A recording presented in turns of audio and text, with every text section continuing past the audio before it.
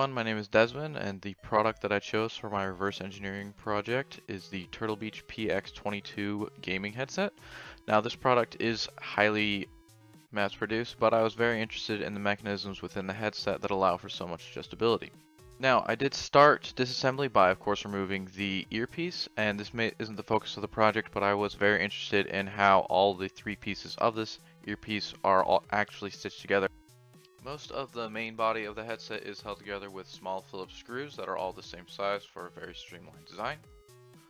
Once these screws are removed, we have the inside of the main body of the headset. I did unsolder the speakers just to make it easier to take out all the wires, including the circuit board in the other headset which connects to the mic. This made it so that I could remove the main housing for the speaker, which is where we first can see the injection molding that is used to make the components. The next piece above that is one I found very impressive with the design, because this single piece is injection molded but contains a lot of the necessary geometry to hold the wire within it, and then also is how the pivoting joints created just by fitting into the sides of the housing and then also being fit up with the headband.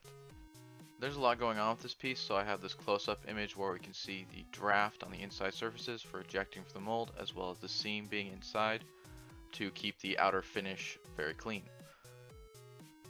The last mechanism for the headset I actually got a lot more understanding with when putting it back together. So we can see here the first piece actually is used to run the wire within it, and then the last piece of this mechanism is the actual housing around it that also slides and fits each of the other components together and is then screwed back together.